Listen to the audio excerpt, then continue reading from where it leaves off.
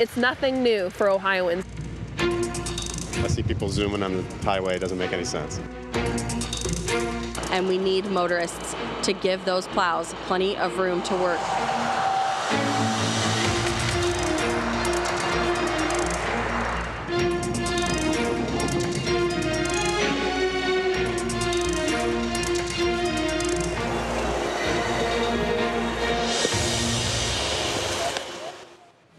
And good evening. Thanks for joining us. It is not as bad as earlier today, but flurries are still in the air and a winter storm warning continues in Northeast Ohio.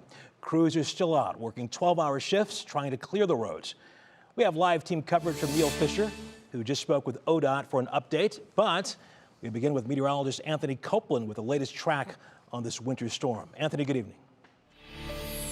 Yeah, that's right. We're getting through it, but fortunately things are improving, especially when it comes to the radar behind me. It was quite an active scene all throughout the late afternoon into the early evening. Right now we're tracking just some diminishing flurries just pretty much moving out of the area. Most of us are clearing out outside of far eastern Ashtabula County, but that's about it.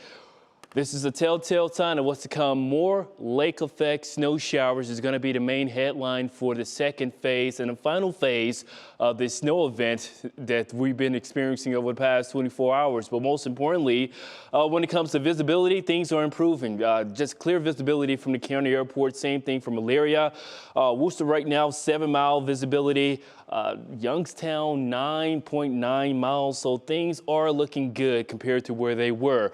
Wind speeds, meanwhile, are ranging between 5 to 15 miles an hour. We do have snow on the ground, a significant snowpack, especially in parts of eastern Cuyahoga County. So it doesn't take much of a wind to cause maybe some minor ground blizzard conditions that could lower visibility right at the surface. So just keep that in mind if you have any plans for later on into the night, even early morning with the snow sticking around. And to add on to that, folks, some greater news. The National Weather Service has downgraded much of the secondary snow belt to a winter weather advisory. We're anticipating maybe upwards to another inch of snow. Meanwhile, our primary snow belt area is still under a winter storm warning.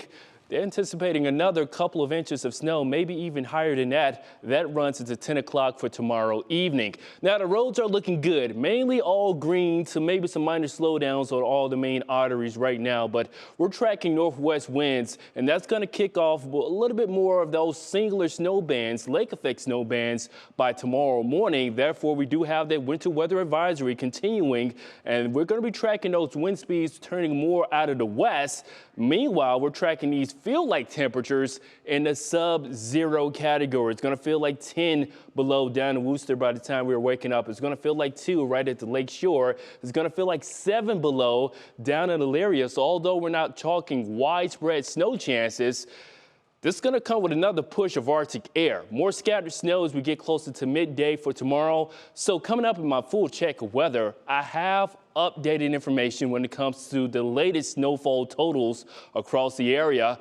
And we're looking at some impressive amounts and also more lake effect for tomorrow. I have the full timeline with that. But most importantly, my 10-day forecast. Some light at the end of the tunnel, Ross. We're talking warmer temperatures and just rain this time. All right, we like that, my friend. We'll see you in just a bit. Yeah. And our Neil Fisher has been out all day checking out those roads. And Neil, I understand at this hour, conditions are still a bit of a mixed bag. Hey, good evening, Russ. That's right. Here in downtown Cleveland, many of the roads are covered in slush. Traveling right now throughout downtown Cleveland is a little tricky. You have to use caution if you're traveling through downtown. But we have seen the snowplows out throughout the city of Cleveland treating the roads.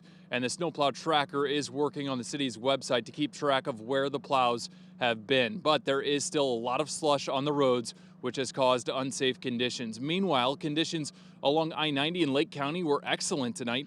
ODOT crews were treating the interstate throughout the night and replenishing their salt supplies to prepare for the overnight hours. Their goal, they say, is to avoid allowing the wet roads to freeze as the temperatures dip.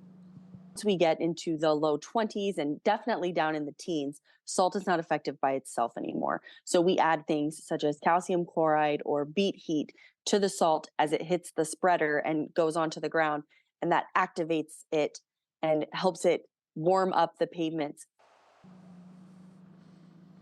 Right now, ODOT is monitoring the lake effect snow that will be targeting the snow belt. They say that might be a challenge for them in the overnight to early morning hours. Meanwhile, the city of Cleveland has a parking ban in place until noon tomorrow, and a whole lot of other cities have parking bans in place as well this weekend because of this winter storm. We have a full list of them on our website, WKYC.com. Russ. All right, Neil Fisher, thank you.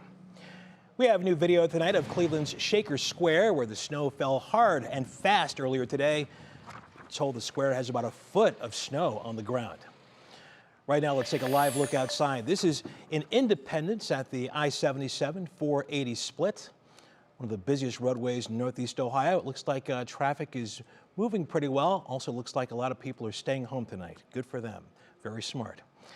It has been a dangerous day for snowplow drivers. ODOT confirmed 2 plows were hit by vehicles today for a total of 3 this week. This means in just the first 19 days of this year, 12 ODOT plows have been involved in crashes, 6 of those happening in Northeast Ohio. ODOT says driving while distracted is usually the cause of the crashes. Our folks are doing a job. We want to get home to our families at the end of the day. And when you see footage similar to what happened up in Cleveland of our plows getting struck, it's disappointing because it shouldn't be happening. It's all avoidable. ODOT reminds us that drivers should stay 2 to 3 car lengths behind the plows. And driving was not the only travel headache today. The weather also affected Hopkins, especially this morning, when more than 30 flights were delayed or canceled. We're told things did get better as the day went on. And for the latest on this winter storm, including details on road conditions, parking bans, and event closings this weekend, you can check out our website, WKYC.com.